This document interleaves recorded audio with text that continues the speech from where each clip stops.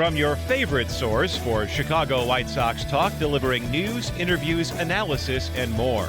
This is the Sox Machine podcast with your hosts, Jim Margulis and Josh Nelson. Thanks, Rob, and welcome to the Sox Machine podcast. I'm your host, Josh Nelson, and I hope all of the dads listening had a wonderful Father's Day. It's also Juneteenth, June 19, 2023, as we bring you a new episode. When we previewed the month of June, we knew this West Coast road trip, visiting the Dodgers and Mariners, was going to be tough for the White Sox. Sure enough, they finished 2-4 as they lose 2 out of 3 at Seattle over the weekend. Probably should have been a sweep for the Mariners, but Zach Remillard came to the rescue. We'll talk about Zach Remillard's big day, and how about Lance Lynn's career day? 16 strikeouts and 7 innings of work, tying the franchise record. We'll share what worked so well for Lynn against the Mariners. But for how much we want to pump out the positive vibes regarding the White Sox, the bad stuff is quite heavy, and I worry some of the bad is now coming from the managerial position. The honeymoon period is over for Pedro Grifol, and we'll also talk about the challenges he faces and the challenges he's created for himself. At the end of the show, we'll preview the White Sox next series at home as the mighty Texas Rangers visit. Joining me is the managing editor of SoxMachine.com. It's Jim Margulis. And Jim, happy Father's Day. Did you do anything fun with Mini Margulis on Sunday? Well, thank you. And actually, my parents are here, so my dad and I did dad stuff, replacing a mailbox, replacing a thermostat. Real enjoyable stuff, but stuff that needed to get done. So yeah, that was my Father's Day.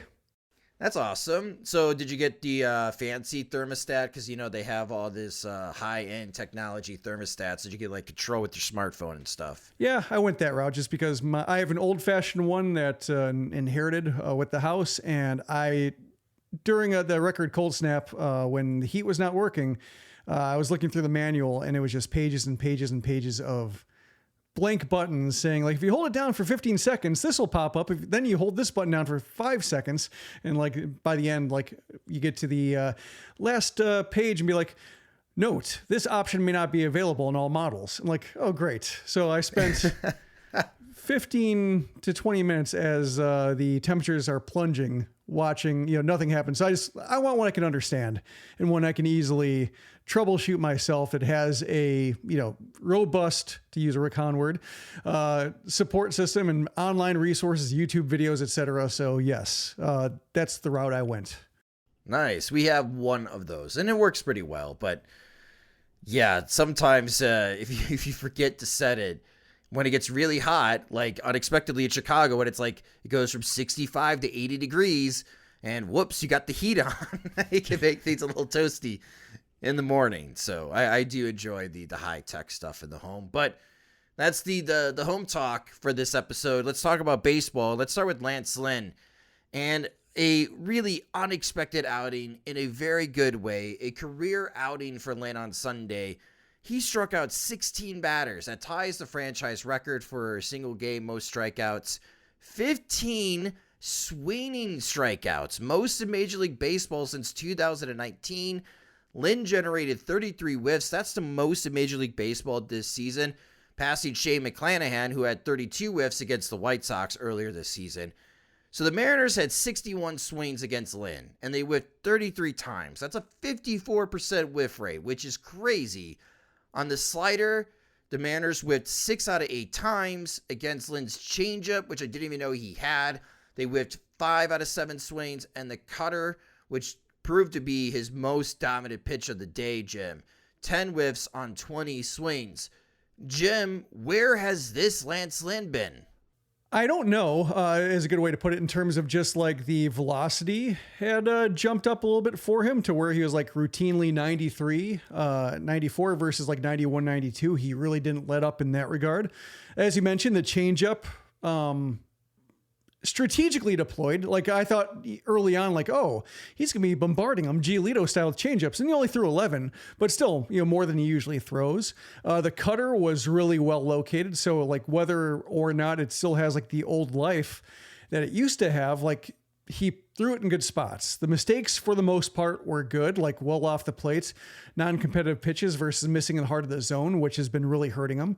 So like he executed really well. Also just the, I was targeting this start just because when we were looking at Lynn's splits and how susceptible he was to lefties, looking at the upcoming schedule, saying like Dodgers, like, no, probably not. Like that's a tough lineup with a lot of, tough lefties, and even Max Muncy missing. Like they still have depth and power from the left-hand side. David Peralta took him deep, and like it just took an ordinary lefty.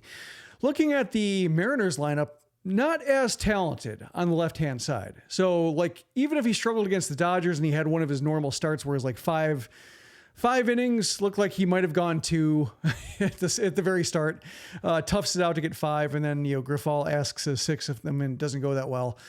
But in this case, like I had the idea that maybe the Mariners will tell us like how well he can compete when he's not facing lineups that are maybe designed to destroy him. And yeah, I wasn't expecting this. I was expecting him to tie Jack Harshman for the franchise single game strikeout record. Did not see that coming whatsoever, but at least it was what I was hoping in terms of the Mariners are not that good from the left side. So maybe he can hold his own / like throw a quality start and look like, we don't ease up on the DFA talk. One, because there's nobody to DFA him for. Right. And also like, because even if there's nobody behind that person. So there's still a lot of season left, and he's not as bad as he can look in a given inning. He's not that bad overall to where like, he's the problem. As we saw when the White Sox lose a game when he strikes out 16 over 7 innings, there are a lot of other problems besides Lance Lynn. Yeah. Outside of the first inning though, against the Dodgers, which you pointed out, David Peralta hit that 2-run homer. Will Smith hit a 2-run homer earlier in that inning for the Dodgers. The next 4 innings were scoreless for Lynn, and he only allowed 2 hits against the Dodgers. So since that first inning against the Dodgers, something must have clicked for Lance Lynn. And Kurt Hasler, before that Dodgers start, when he was talking to the beat reporters about what adjustments Lance Lynn's trying to go through, that he's trying to be more focused on the 4 quadrants in the strike zone with his variety of fastballs. Didn't see that early against the Dodgers because he just lived in the middle part of the zone. But that cutter, especially against righties, Jim, I feel like that's the most important pitch now for Lance Lynn, because he is really trying to dot the outside corner. And against the Mariners, he was in the strike zone 50% of the time with the cutter. And it is breaking away from righties. And if righties can't tell if that's going to be a strike or not, and if they lay off and it ends up being a strike, this is where Lynn can continue to generate some whiffs, Jim. I feel like the cutter's a really important pitch for Lance Lynn now. It has been in the past. I think the difference in Lynn this time around is that he seemed like he was throwing different kinds of cutters. He was throwing like a variety of speeds, a variety of breaks. He had the firm one that barely moves, maybe like a couple inches, but is more along the lines of like, let's see if we can, nibble off a corner, like front door a cutter on a right-handed hitter, but have some velocity in case he swings and not just rolling over the inner half of the plate. And then he had that more of a sweeping variety of the cutter, the more horizontal movement against righties as a put-away pitch. And so he had 2 kinds of cutters working for him. And in the past, he hasn't had one kind of cutter, maybe because, it's a case where he only threw one kind of cutter, but he tended to get burned on that pitch. Like it wasn't working for him against lefties. It'd been okay at times against righties, but not really a quality pitch.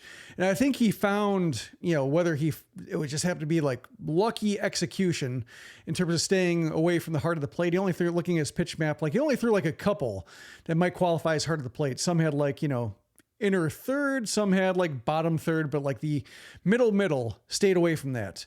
And it seemed like, when he's trying to hit the side of the plate, he did. He didn't miss by an entire side of the plate with it. That was good.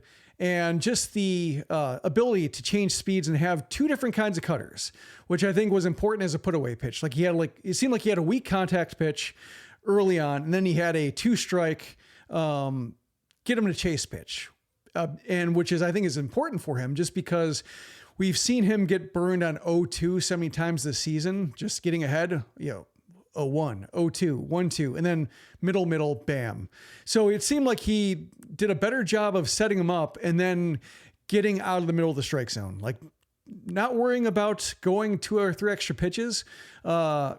if he missed with one, he tried again, maybe a little bit better, but he wasn't so concerned about throwing strikes and being efficient, it seemed, because that or the Mariners are so good at chasing that he looked like a genius, which is possible. Like maybe the Mariners had a really off day with the way they just pursued stuff out of the zone, but he really did seem like he had a handle on just two kinds of cutters and when he could throw them and either get away with it in the zone or experiment out of the zone and get good results.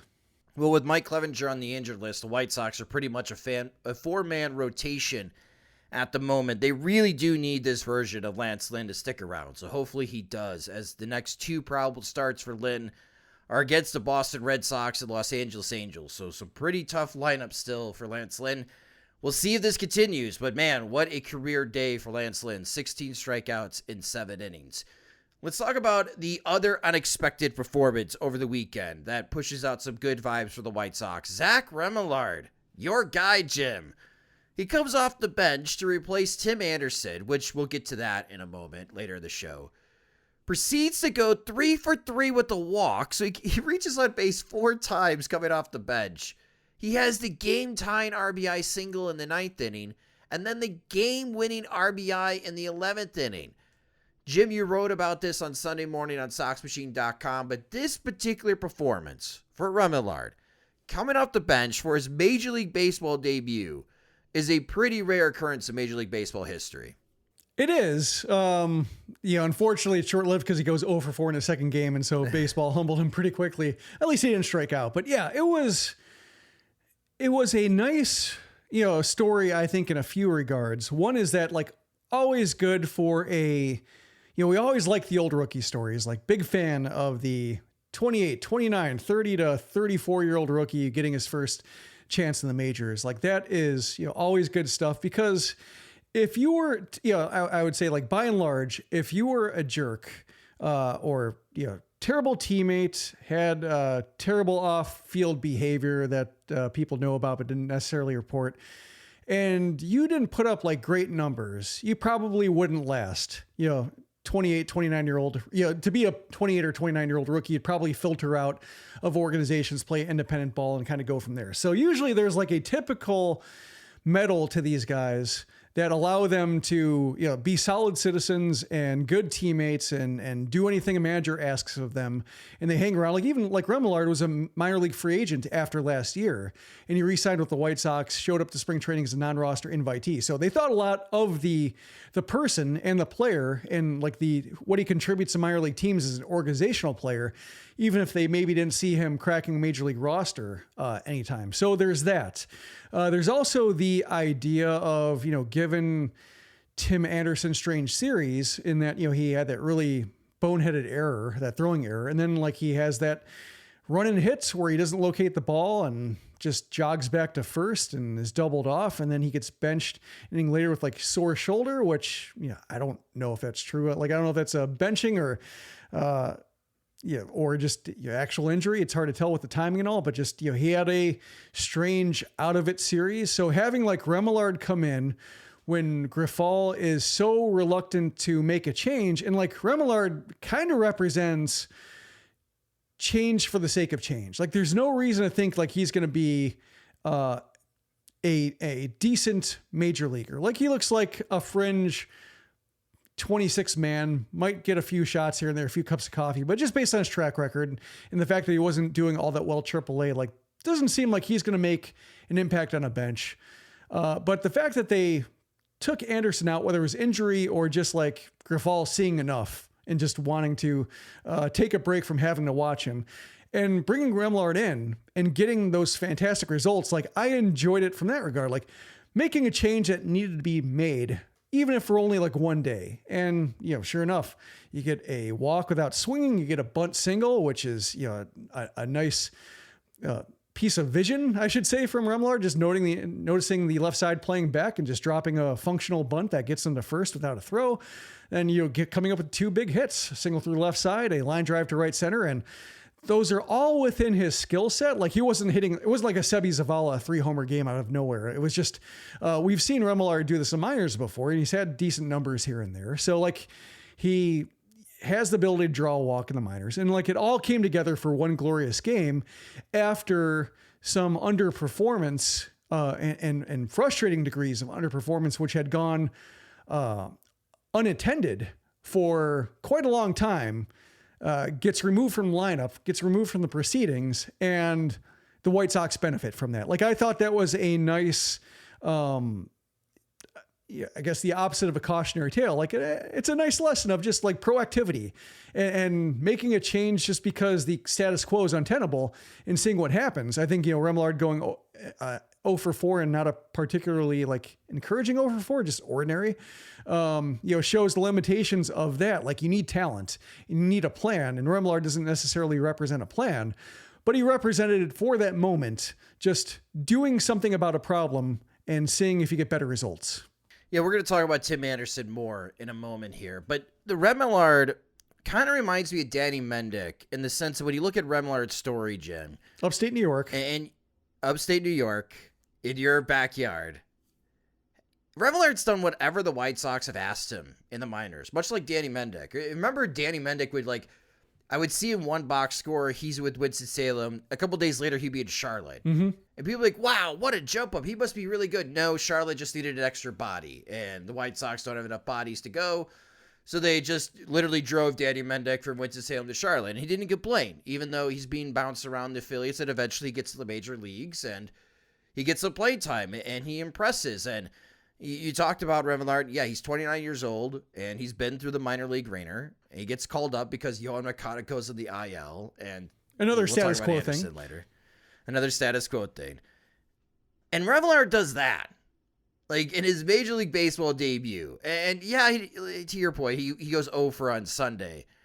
But man, that's a pretty special moment for Remillard. And these are the stories of what makes covering baseball fun, at least for me, Jim, compared to the other sports. Like, you don't find these type of obscure moments often in football or basketball or hockey. And I'm sure later this year or in future years of sporacles from Ted that I'll get stumped on, be like, hey, remember that Zach Remillard game? And it's cool that he got this moment. He may never get another moment like this again. It'd be great if he did. Maybe he catches on fire. Maybe he's like Danny Mendick and we have a debate for a month whether or not he's got staying power. But at least for one day, he prevents the White Sox from getting swept. Because I do think if Remillard doesn't have that game on Saturday, the White Sox get swept. Yeah. He saves the White Sox for a day, and he's the hero. And I think that's pretty special. Yeah, one of the things we don't know when we're in the middle of a season is, the White Sox being perpetually 5.5 games back.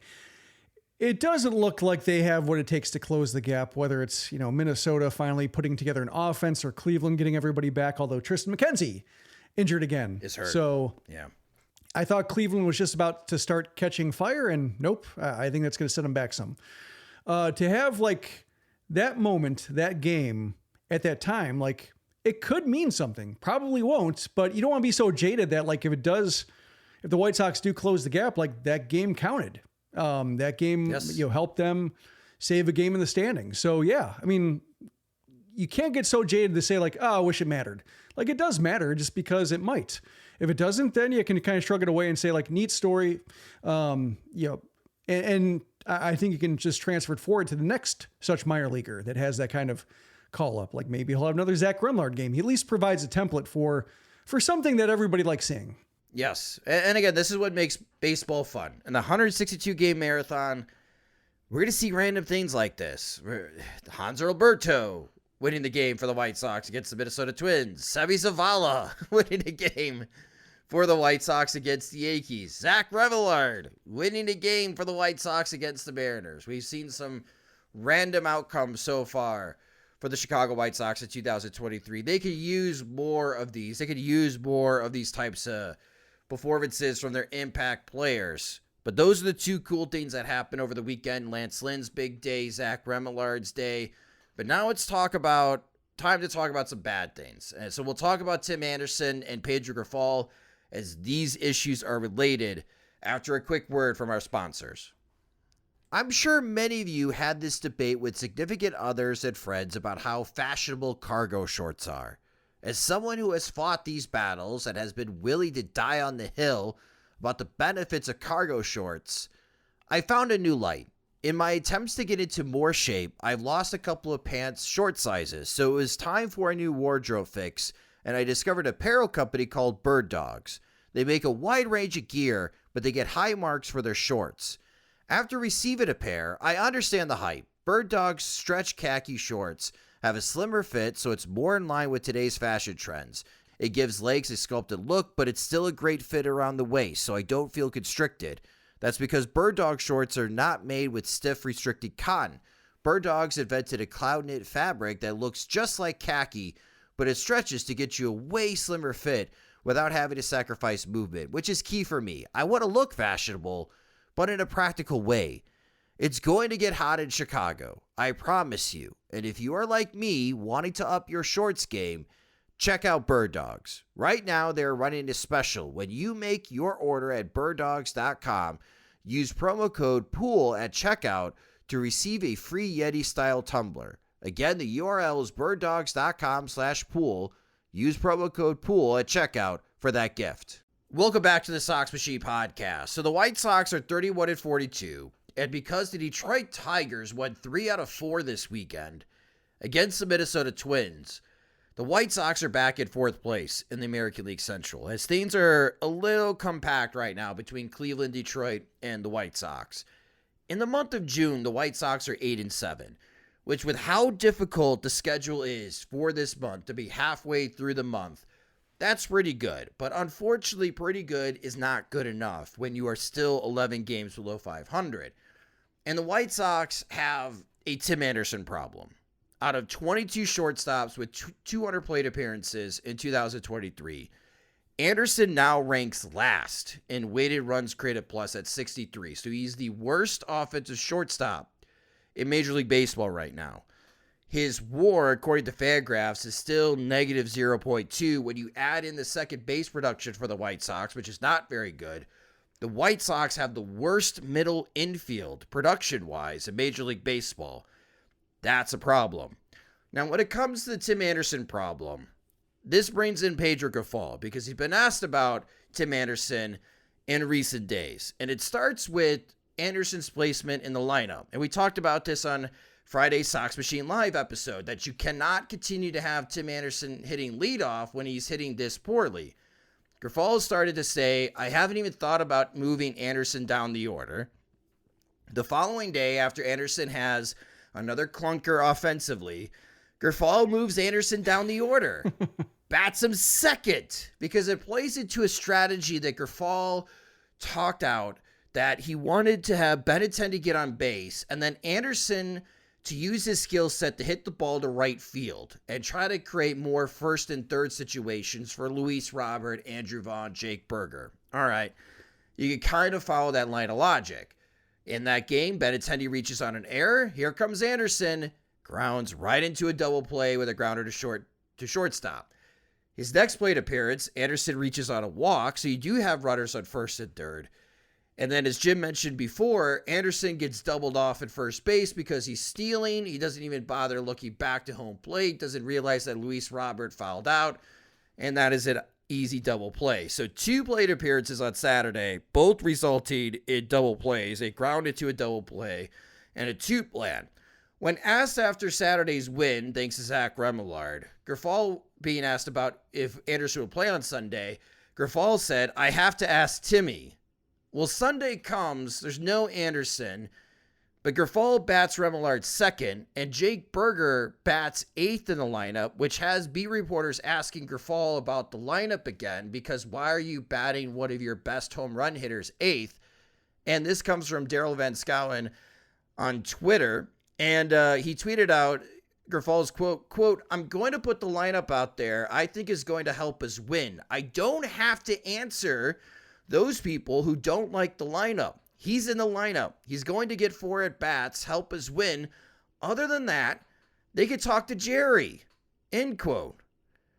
Well, we talked about how awesome Lance Lynn was, but Grifol pushed Lynn into the 8th inning, 1, chasing the franchise record, which, okay, I can understand if that's what Lynn wanted. 2, to prevent the bullpen to pitch in this series. 2 pitches in, a bunt single that Lynn couldn't cover because he was exhausted. And Grifol goes to his guy, Ronaldo Lopez, who, guess what, continues to make a mess out of things for the White Sox because Grifol can't quit Lopez. Mm-hmm. Jim, when it comes to Pedro Grifol, like, it's easier to talk through the Lance Lynn situation, and I've seen a lot of this at college baseball, and that's why I made the reference on Twitter that Grifol's been watching too much college baseball because some of these best pitchers are throwing 120 plus pitches in their starts, and that's not what you want to see with the Major League Baseball draft upcoming. But I feel like Grifol is getting very defensive all of a sudden with people questioning his decision-making, and his decision-making should be questioned because the team is still 11 games below 500.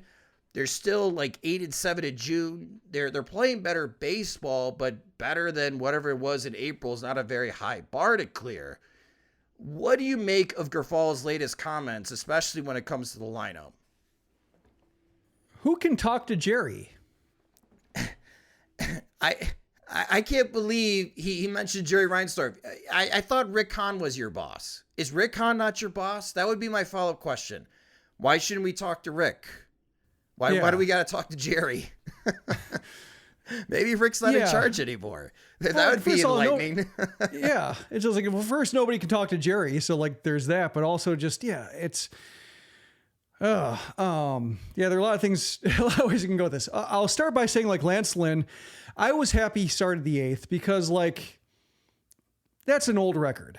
I want to see, like, one crack at that record. And sure enough, like, Colton Wong bunts his way on, like, lineup turns over. Okay, fine. But, like, I would have been disappointed if Lynn didn't come out for one chance to get 17 strikeouts for the first time in franchise history. That's cool. That's something that, like, we might remember seeing and talking about for the rest of your fan lives. I mean, the way, like, people who followed Jack Harshman's career, and Jack Harshman had a really cool career, by the way, but, like, people who followed him can talk about, like, oh yeah, he was good. Like, it's neat to see that. So, like, I appreciate that. We've seen the tough part is we've seen Grifol start an inning with a starter who shouldn't start an inning, and it blends into all those mistakes. But this is the one where I can say an exception, like, yes, strikeout records, all-time franchise strikeout records, or at least for single game record is cool. Go for it. At least one crack. See if it happens. So set that aside. Like, I don't blame Grifol for that the way I would, like, if Lynn were at 13 strikeouts. If Lynn were at 13 strikeouts and 114 pitches, like, no, mistake starting the 8th. So yeah, there's that. Lopez is tricky just because, like, we talked about this on the live show saying, like, man, I wish I knew if he was throwing 198. And sure enough, the triple he gave up was a 97 mile per hour fastball at the knees. Like, not a good pitch. Like, he needs to ride upper half of the zone with 99, 100 to make that slider work. But when he's throwing low fastballs and they're not his best fastball, like, he is so ordinary. So that's what I don't like about going to him in that situation. He's shown flashes of it, of being like a good high leverage guy. But when he has that combination of high 99 mile per hour fastball and low sliders, when his fastball is spraying all over the zone and it's below his best velocity, like, yeah, he's like a mid-leverage guy at best sometimes, especially how susceptible he can be to lifting the ball and getting, like, doubles, triples, homers on him. So I don't get that call. And he seems to go to Lopez a lot. But yeah, the Tim Anderson thing, like, I don't get, I think, why he's like, he's just treading so softly around this underperformance. Like, he's hurt. He made the excuse that he's playing with a knee brace or played with a knee brace, might have screwed up his mechanics. Sure, but just, knock him down the lineup, reduce his responsibilities, and point to the injury. Like, that's all. You're not insulting him. Say, like, I don't think he has any more. He's not giving us enough. You can say, like, we need him in the lineup. We need him at shortstop, or I should say we need him in the field. We'll do what we can in the lineups to make sure that he can contribute and we're getting the best from him, putting him in position to succeed.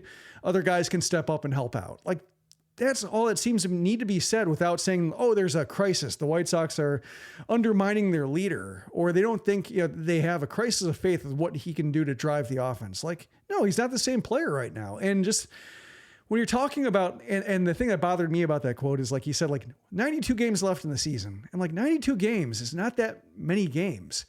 It's not like 100 plus. It's not, you're talking about like double digit amount of games. He doesn't pay attention to the standings, but he knows how many games are left. And so like, how does he know that? He doesn't look at the internet. He doesn't look up the internet. Yeah. I mean, like, maybe he's a newspaper guy. Yeah. He just comes off as like, and I keep coming back to this word, like he's so stiff and he doesn't have a personality. Like even like in good moments, spring training, there wasn't any lightness there. Interviews with friendly people, like either podcasters who have known him for a while or like Eduardo Perez, gives him nothing.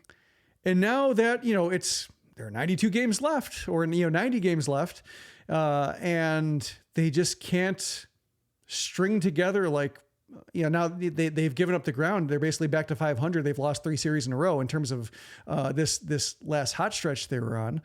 Now that they're sliding back and these decisions are magnified, as you said, getting defensive, like, there hasn't been any charm about the way he's gone about. Like he seems like a decent person. Like his family seems really nice. Like the introductory press conference was great. A nice Father's Day message before the game. Like, he seems like a decent person, but like in terms of like a public figure and the guy voicing the direction of the team on a daily basis with reporters, there is really no charm whatsoever. And so when things are not going well and decisions don't make sense and he doesn't really make an effort to explain them aside from saying, talk to Jerry, like it's very unpleasant. And, to go back to the Zach Remillard thing, like, Zach Remillard has hung around for as long as he has, despite like hot and cold performances and being largely like replaceable as an offensive performer, just because like he's nice to have around. People like having him around. He always helps out. He's like he's the first guy to show up and help set up, and he's the last guy to leave and clean up. Like he goes above and beyond because his skill set is limited. Like Grifol, he's not really showing much, and he's not giving anybody anything in terms of just a sense of the person. And whenever he does veer into memorable quotes, they're not good. So just, I fear for him a little bit in terms of like, this is his chance. And I'm not sure if he wasn't prepared for it or if just nobody told him like, you have to show more of a personality, or you have to show more of a sense of a person behind decisions. And you have to understand that you don't have credibility yet. Especially where the White Sox are. Like it's really tough. And I just wish that he would show more. It's kind of like at the same time, like it reminds me of like Rob Manfred, talking about A's fans and, basically just being terrible. Yeah. Speaking of defensive, like whenever he gets questioned about something where he might not be, he just turns into a sneering jerk. Yep. And there's no sense of that. There's no real sense of his personality. And when he shows a personality, it's sneering jerk. And like Grifol doesn't have that. Grifol's not that bad. Grifol's not Rob Manfred bad. Don't get me wrong. But just when the only thing people can identify you with is just one, like the quote in introductory press conference, we're going to prepare every night to kick your ass. And it's been the farthest thing from it. But just when you don't seem to have any answers, in terms of your decision making, and then when you're questioned about it, you don't have any answers for them, and you defer to people or deflect or snottily tell them to talk to somebody that nobody can talk to, who's invisible to fans and anybody who tries to represent fans, asking questions to the people in charge. Like, yeah, it's so unpleasant. And I think for a guy like Grifol, like who's supposed to be the communication master, his communication skills with people outside the organization are really lacking. So Bob Nightingale last week was on 670 The Score on Mully and Haw. And he made a comment during his segment with them about Grifol, as Nightingale said that he's done nothing for the White Sox. And also in that same rant, believes that Tony La Russa deserves another plaque at Cooperstown for winning with the White Sox, which was very odd and very telling that Bob Nightingale is or loves Tony La Russa, and I'm sure La Russa makes a great source for Nightingale still of what's probably going on with the White Sox. But there were many that I saw when Nightingale made that comment last week from the White Sox, let's call it blogosphere, quickly pushing aside Nightingale's comments about Grifol, suggesting it's crazy to cast blame on Grifol for the team's underachieving 2023 season. And I could understand that. I could understand if your point is that Grifol is not the biggest problem. And maybe he's not the chief reason why the White Sox are 31-42, but Jim, I don't think he's helping matters, if that makes sense. Like, I haven't seen anything from Grifol in the first 73 games of his managerial career to suggest that he's going to push the right buttons. Like, this White Sox team is very dependent on the players who are often too hurt to provide an impact. So if there needs to be a spark, if someone in charge needs to shake things up, I don't think it's Grifol, especially if Grifol is now pointing the direction to, well, if you got problems with me, go talk to Jerry Reinsdorf. Like, he's the third White Sox high-ranking front office executive. Rick Hahn, do you think you should still be the GM? I don't know. Go talk to Jerry Reinsdorf. Kenny Williams, do you think you should still be in charge? I don't know. Go talk to Jerry Reinsdorf. Pedro, why is your lineup like this? It is because I say it is. If you got a problem with it, go talk to Jerry Reinsdorf. Like, really? An 87-year-old man is responsible for this organization? Like, again, it brings up a very popular Dan Bernstein quote, who is in charge of the Chicago White Sox? And I'm hoping that when they hire Pedro Grifol, I was hoping that he could light a spark. He could be that authoritative figure that Liam Hendricks mentioned last year is what the White Sox really need in that clubhouse. I'm not seeing it from the outside, especially if he's wishy-washy with Tim Anderson, doesn't want to hurt his ego or hurt his feelings, moving him down the lineup when he is clearly struggling. He clearly has his guys, and he will continue to play his guys, and I don't know why they are his guys other than maybe they live in Miami. I'm just really baffled, and if he's going to get defensive when things maybe don't go so well, and they may not go so well, and he doesn't have 90 games, by the way, to your point, he's got until July 31st of the trade deadline to right this ship, or somebody else is going to pick a different ship or pick a different direction the ship is going in. Yeah, again, he may not be the chief reason, but I don't think he's helping matters. It was funny you mentioned the Nightingale thing, because when he said they can talk to Jerry, my thought was, does Jerry actually like him? Like, because given that Reinsdorf is very much a source for Nightingale as well, like La Russa, they're buddies too, so just like they could be coming from either of them. But we don't know what Reinsdorf thought because like he's not present for any kind of talk about the current White Sox product. But I remember Rick Hahn saying that, during the process when Hahn was gushing over Grifol, that Reinsdorf was saying, wow, this is a lot like the Bulls process. And then like the results are this bad. And he might think, why can't I just hire my buddies?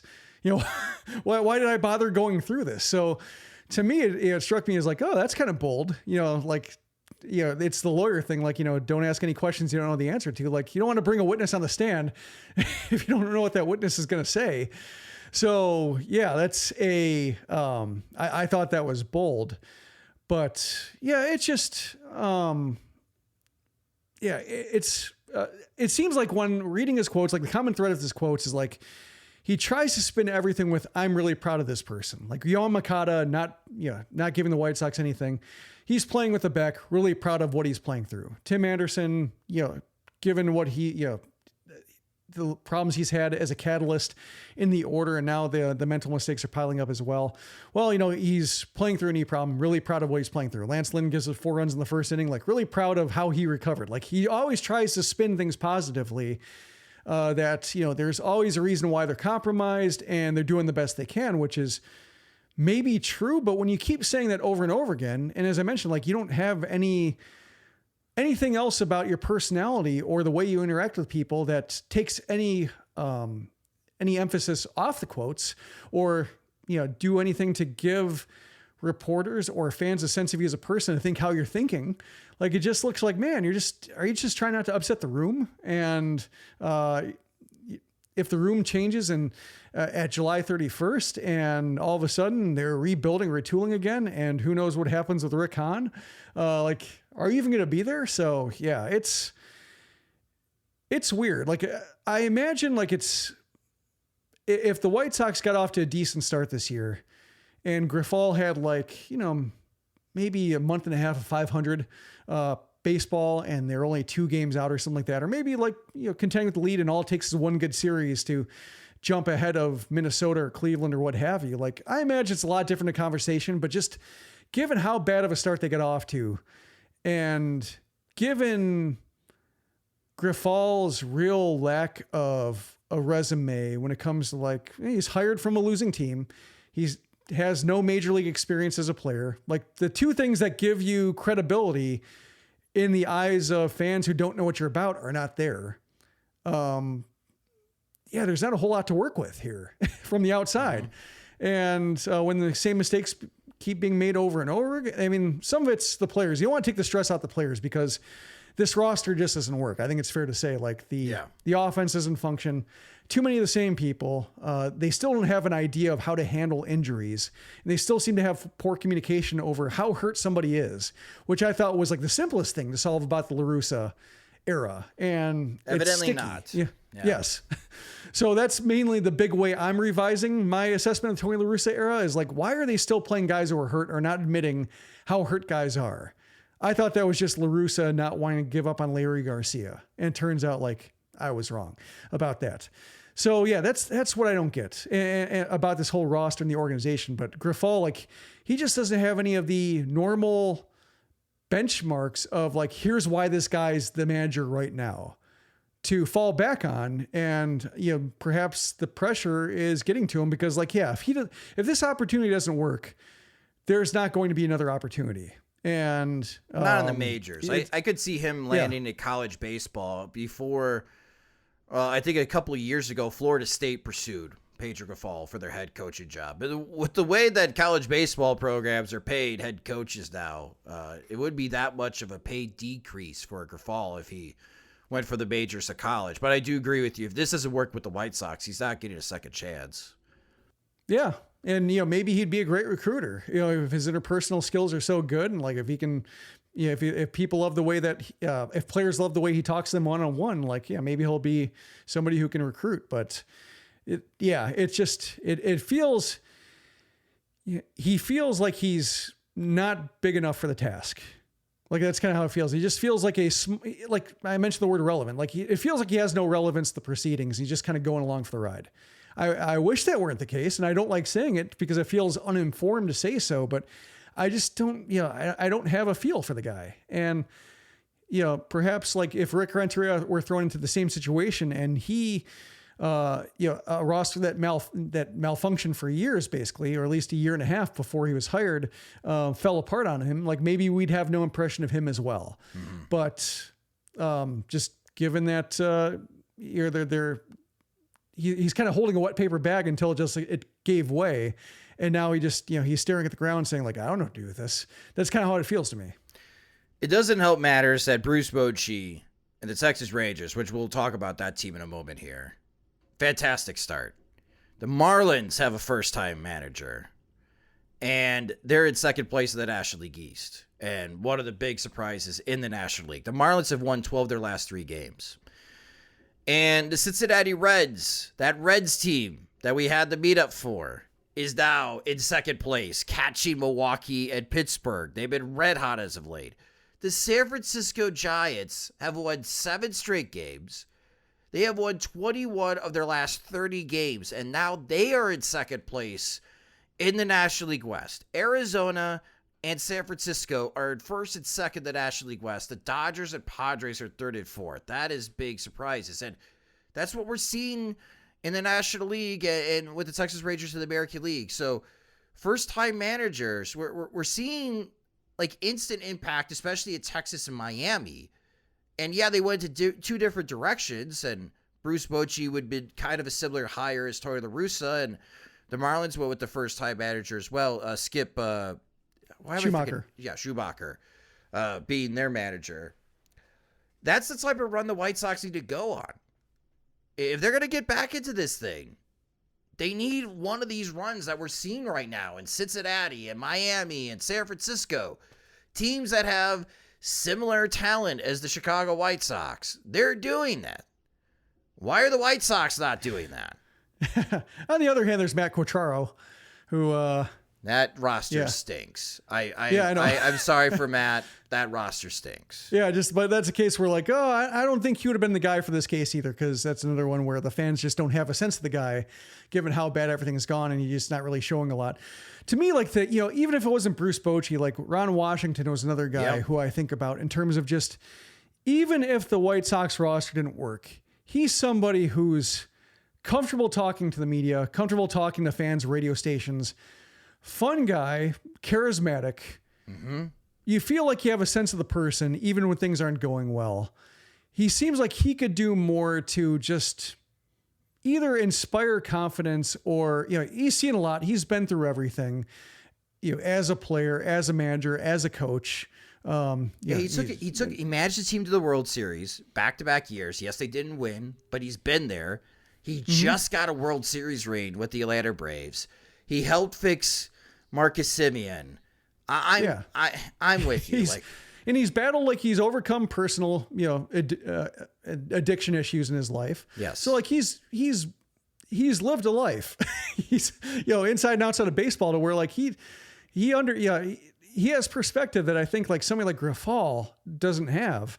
And I think for a situation like this, that's why I was intrigued by the idea of Washington, because when the roster doesn't work this much, or you got to get crazy, or you have to either stick to ideas that might not work, you want somebody who can at least sell it. And, Washington, he had some unconventional lineup issues and such, just kind of like an old school manager, but with a personality, players love playing for him. Those Rangers teams love the guy. And bloggers didn't necessarily love him because of some, issues they have with the lineup and, relievers and whatnot. But just you understood as a leader why people gravitate towards him. And I think for a roster where it just didn't work, and if needed somebody who could, kick him in the butt, but also either defend them to the media or distract the media with just being, a charm offensive, basically, which Washington has. Grifol just doesn't have that. So when it gets bad, it just stays bad. And La Russa's the same way. It was bad, and he was not his old self. He was checked out. He probably had some of his clubhouse management abilities still intact, but in terms of relating to the public, could not show it whatsoever. So he did not have his full array of skills. Washington, I think just, that he remained engaged in the game, in that he, still showed the ability to succeed in all sorts of different roles with all sorts of different players, all of whom loved working with him. I think he's one guy I think maybe not would have changed the White Sox fortunes, because I think there is something fundamentally wrong with this, but just would be able to present cast a whole different light on the way the White Sox clunkily go about their business, and would have made it at least more palatable. I think they would have listened, especially Tim Anderson. I think this roster would have listened more to Ron Washington, because, hey, he comes from the Braves. That Braves team's really Jose good. Castro did, though. Yeah, but he's not the same type of role, though. Yep. I do get what you're saying, but hey, this guy came from the Royals. He watched us all the time, and he knows us really well. Well, all I know is the White Sox are 31-42 at fourth place, still in the American League Central, as they entered this last homestand in the month of June. They will not be home until 4th of July week, and that's the final week before the All-Star break. Not an easy week for the White Sox. We'll preview it next on the Sox Machine podcast. Buying tickets to your favorite events should not be stressful, and Gametime is the fast and easy way to buy tickets for all the sports, music, comedy, and theater shows near you. With killer deals on last-minute tickets and their best price guarantee, you can stop stressing over the tickets and start getting hyped for the fun you'll have. And we all know buying tickets today to events man, it can be a very frustrating experience, especially if you're trying to go to big events, waiting in line, and the queue is for hours at a time, or your spot on the line is like 20,000, and it just doesn't seem like you're to be able to get tickets for these big time events. But Game Time is the place for last minute ticket deals. Forget planning months in advance. Game Time has deals on tickets right up to the day of the event. They also have exclusive flash deals on tickets for all the sporting events, concerts, comedy shows, theater, and much more. And the Game Time guarantee means you'll always get the best price. If you find tickets in the same section and row for less, Game Time will credit you 110% of the difference. It's a big part of why they're the fastest growing ticketing app in the country for a reason. And they also have images of your seat before you buy, so you know exactly what to expect when you arrive. You can buy tickets in a matter of seconds, 2 taps, and you're set. And tickets are sent directly to your phone. You never have to dig through your email to find the tickets. So you can snag tickets without stress on Game Time. Download the Game Time app, create an account, and use our promo code Sox Machine for $20 off your first purchase, and use it for the upcoming White Sox homestand. Some big games for the White Sox. The Texas Rangers are coming into town next week. The Boston Red Sox in the weekend series. Definitely use Game Time to buy tickets for those games. Again, create an account and use our promo code Sox Machine for $20 off. Download Game Time today. Last minute tickets, lowest price guaranteed. Welcome back to the Sox Machine podcast. All right, the Chicago White Sox are back at home. They're a 500 team at home. They need to be playing better than 500 baseball, though, to make up some ground in the standings. It does not get any easier for them Monday through Wednesday, as the mighty Texas Rangers are visiting the White Sox. The Rangers are 44-27. They're first place in the American League West. Kind of little bump in the road. In their last 10 games, they're 4-6, but they've won their last 2 games against the Toronto Blue Jays. On Sunday, the Rangers were down by 6, and they stormed back to win that game. The Texas Rangers this season have scored 10 or more runs 17 times. That leads the majors. They have a plus 148 run differential, which is just crazy. And they're 20-14 this season on the road. Their offense, though, is a bit different when they're on the road. On the season, they have a team OPS of 797. That's the 3rd best offense in Major League Baseball. When they are away from home, that team OPS drops to 742. So that's pretty dramatic. They hit 258, 327, and they slug 415 on the road. They don't hit as much for power on the road as they do at home. But the pitching staff, this is where it's a big surprise. The Texas Rangers are a top 10 unit. They have a team staff ERA of 3.79. That's the 7th best in Major League Baseball. So you got the 3rd best offense and the 7th best pitching staff visiting the Chicago White Sox. Your pitching probables for this series starting on Monday, Tuesday, and Wednesday are all 7:10 p.m. Central Time starts. The Rangers are going to be throwing out on Monday lefty Andrew Heaney. On Tuesday, righty Nathan Eovaldi, who's been fantastic for them. And then on Wednesday, lefty Martin Perez. For the White Sox, to be announced, and to be announced. And that's the big question leading up to this series from a White Sox point of view, Jim.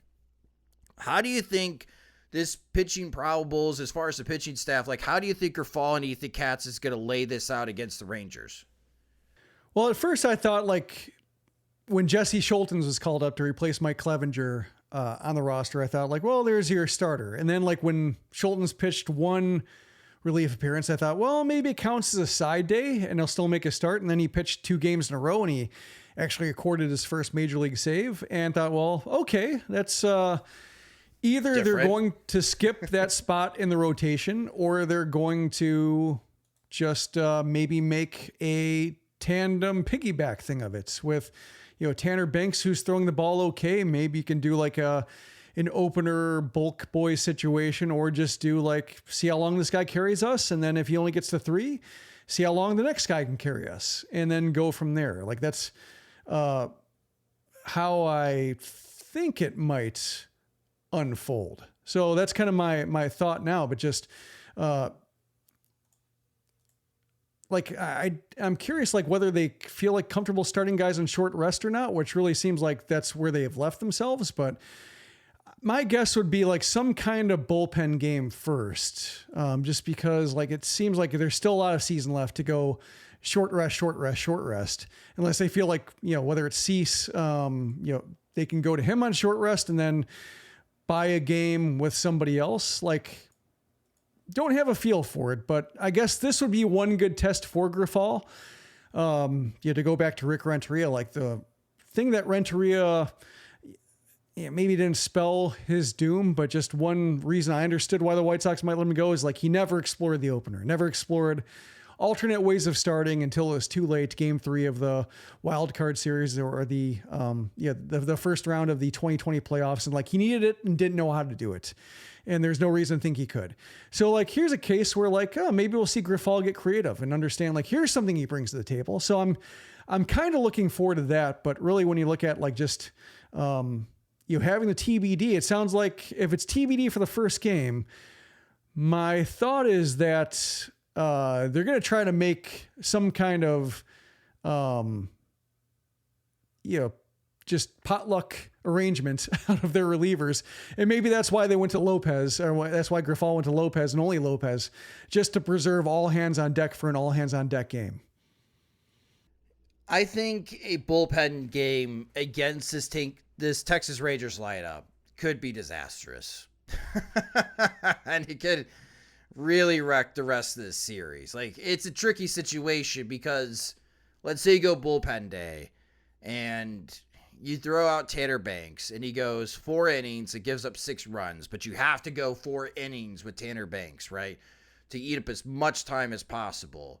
You could burn out your bullpen on that first game. And then if you got Dylan Cease going on Tuesday, and Cease has been on a roll as of late. He's had 3 good starts in a row, but he's not Lance Lynn. He's not getting into the 7th inning for the Chicago White Sox. He's having difficulties getting through 6 innings for the White Sox. Like, you still need 2 or 3 guys behind Dylan Cease just to get through that game. Like, this is a tricky situation for the White Sox here. And again, it'd be very helpful if they had someone dependable as like starting pitch 6 that they could call up and just fill in for Mike Clevenger on Monday.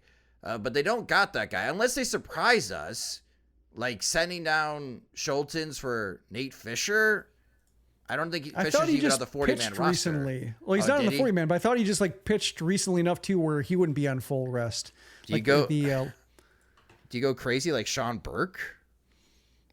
I think that would be disastrous. Like, that'd be putting him in position to fail. So, see, but this is the problem, right? Yeah. When you don't have starting pitching depth, which is something that we talked about before the season, could rear its head. And ta-da! It's reared its head in the middle of June. This is the time to try somebody new, but you don't got that person to try out new to face this Texas Rangers lineup. So Monday is going to be tricky. Oh, yeah, I guess Fisher would actually be on regular rest. Not regular rest for minor leagues because of their weird 6-game schedules, but like he would be. He last pitched on the 14th. So that is possible. Is he on the 40-man? He's not, but they have room. Okay, so I don't know how I'd feel. I wouldn't feel great about it, but at least with Fisher, you could be like, give us 5 innings. No matter how this looks, just give us 5 innings and try to save as much of the bullpen as possible. Go Fisher and Banks and see how far you can get, even though they're very similar pitchers. Like, I don't think Monday's going to go very well for the White Sox. I don't think Tuesday's going to go very well for the White Sox, especially with how Nathan Eovaldi has been pitching. And Martin Perez has been good for the Rangers in his career. And even though it's 2 lefties, it used to be back in the day, Jim, when you saw 2 lefties, like, oh, this is going to be a great series for the White Sox offense. I don't know why they're not hitting lefties. I think not having Jose Abreu in the lineup hurts a lot in that regard. Tim Anderson not hitting like he used to is hurting in that regard. But any thoughts about, like... Moncada's swing from the right side is messed up. Yeah, so it's... Yeah, I mean, the past few years when you see Heaney and Perez, you got hope that, those could be good offensive days for the White Sox. But I'm just not confident in the White Sox offense against lefties right now. They're struggling even this season. So Again, this is a tricky series, and even though they're at home and they've been playing 500 ball at home, so they play better baseball at Guaranteed Rate Field this year than they do on the road, this is still a pretty tricky series for the White Sox, where it could remind me of the series the White Sox had their first home series against San Francisco, where you just have some embarrassing one-sided losses where the White Sox are losing like 12-4. Like, that could totally happen in this series with the Texas Rangers into town, Jim. It's possible. I'm kind of, not to say I'm looking forward to that, but I am looking forward to watching the Rangers. I haven't really watched much of them. I followed their box scores, followed their performances just because of the whole, when they spent money on Corey Seager and Marcus Semien and it didn't go well in the first year, and just like, well, that good thing the White Sox didn't do that, or shows you, what, money can buy, when you have other bigger problems. And like, now they're both good, like Marcus Semien is a possible MVP candidate right now in the running, and just doing everything the White Sox need in terms of like second base and playing every day and always being healthy and available and good. Like, just, the White Sox opting not to pay for that, and the White Sox getting what they pay for in terms of when they do try to cut corners. So I'm looking forward to seeing just, firsthand what it looks like and how their offense functions. And, every time I have a wake up call, it seems like Nathan Eovaldi is throwing like 7 to 9 innings of excellent baseball. Like, it just seems to line up on my days. So like, I'm looking forward to seeing him. Like, if it doesn't go, if it doesn't benefit the White Sox, obviously, like, that's a bummer, but it is nice. Like, when you see teams really make a push for success and see something for it, that's a lot more fun to me as a baseball fan than like stories like the Padres or whatever, to where like, it's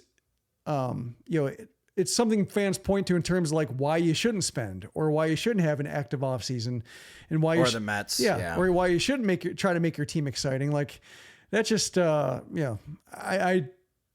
that's not the way I approach it. Like, I like the off season being exciting, and I like teams that had exciting off seasons to have really exciting regular seasons, because that would theoretically spur the teams that aren't exciting to try to get exciting.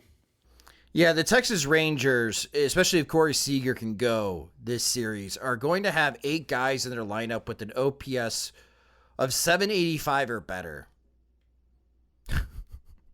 Like, their number 8 hitter would be like the 3rd best hitter for the White Sox. Like, if Corey Seager could go, Seager's only played 40 games this year. He's got 10 home runs and 40 RBIs in 40 games, and he's got 17 doubles.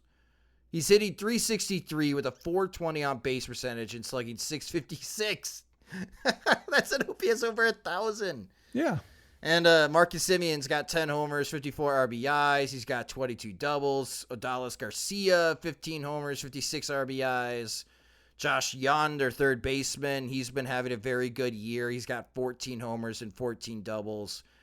This is a very powerful lineup. It's going to be warm in Chicago. We know the ball leaves that ballpark, and we know that they're going to have some big-time left-handed bats in this lineup for the Rangers. If Seager can go, Nathaniel Lowe as well. He's got 8 homers, 40 RBIs, and 18 doubles. Like, this is a very dangerous offense for this White Sox pitching staff. So, again, if they don't pitch well, this is why it could remind me of that opening series against the Giants, where the Rangers add to their total of 10-plus runs scored in a game. Like, this is a dangerous series for the White Sox. Also, I should add that the Rangers fired John Daniels last year. Like, just wasn't working. They were spinning their wheels for years. New managers didn't really help them get out of it. Rebuild wasn't really doing much. Spending wasn't doing much. Like, so they fired John Daniels, and they said he had a good run, and he had like a really long run of success with the Rangers. And they just admitted that it stopped working, and they didn't seem to do it gleefully or anything like that. And Daniels took it like a professional, and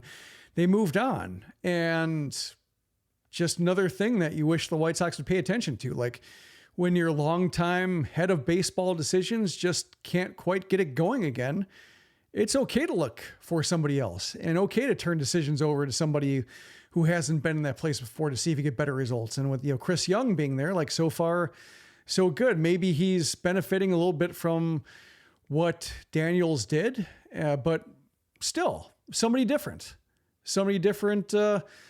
helping make decisions, and Bruce Bochy bringing him in that maybe Daniels wouldn't have been inspired to do because he'd been hiring, guys like Jeff Bannister and Chris Woodward, like other teams' coaches, maybe like, just going to a GM or who is a former player who had faith in a experienced manager helping steer some of these roster issues. Like maybe that's what you can learn from, but the White Sox sticking with Kenny Williams forever and Rick Hahn forever. And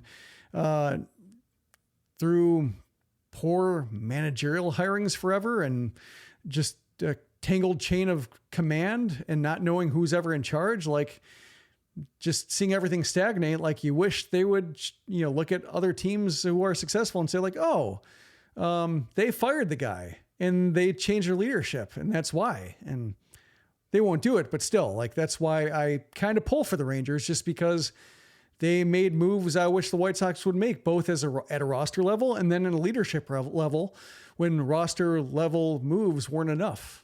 And they didn't stop spending. I mean, they signed Jacob deGrom. He's out for the year. So, yeah, could have saw that maybe coming. But they signed Nathan Eovaldi. They got Andrew Heaney. John Gray. They rebuilt their starting rotation. Dane Dunning has stepped in and is doing well. Well, John Gray's last year, but still, like, they just kept adding to the rotation. So, like, none of these guys are homegrown, but they just, kept looking for solutions. Yeah, and they could use some bullpen help. I'm sure the Rangers are going to use this series and scout the heck out of Kendall Graveman and Joe Kelly. Like, I'm sure the Rangers will be doing that. So, or Keenan Middleton. Or Gregory Santos. I'm sure the Rangers are going to be paying close attention to the White Sox relievers, because that is an area where the Rangers, that's the word out of Dallas and Arlington, is that they want to beef up their bullpen, as this is a team that's serious about contending. They are a surprise team. They think they can hold off the Astros in the American League West, and we'll see how they do against the White Sox of the South Side in the next 3 days. We'll recap this episode at Sox Machine Live on Thursday night after the White Sox play against the Rangers, because they have the Thursday day off, and then they have the weekend home series against the Boston Red Sox, which we'll preview that series later this week. We'll have the White Sox wake-up calls. We got a lot of things covered your guys' way this week on SoxMachine.com. But that will do it for this episode of the Sox Machine podcast. I'm so glad my voice held up. Thank you guys for working with me, dealing with me, losing my voice during the last few podcasts. I greatly appreciate it. And thank you so much for listening to this episode. If you just discovered the Sox Machine podcast, you can subscribe to the show wherever you listen to podcasts, such as Spotify and Apple Music. You can follow us on Twitter. We're at Sox Machine. You can follow me on Twitter at SoxMachine_Josh. Those are also our Instagram handles. Thank you guys to all the new followers for those accounts. We also upload our podcast into our YouTube channel at youtube.com/SoxMachine. So if you enjoy the video part, you can subscribe to our YouTube channel at youtube.com/SoxMachine. If you enjoy our work and want more, you get more by signing up at patreon.com/SoxMachine, where our Patreon supporters get exclusive content. They get ad-free versions of both the podcast and website. And when we have new Sox Machine swag, they are the first ones to receive it from the Sox Machine store. Monthly plans start at $2 a month, or you could save with an annual subscription. Again, sign up at patreon.com/SoxMachine. The Sox Machine podcast is a production of SoxMachine.com. You're on for all things Chicago White Sox baseball, and part of the Blue Wire Podcast Network. Alongside Jim Margulis, I'm Josh Nelson. Thanks for listening and watching.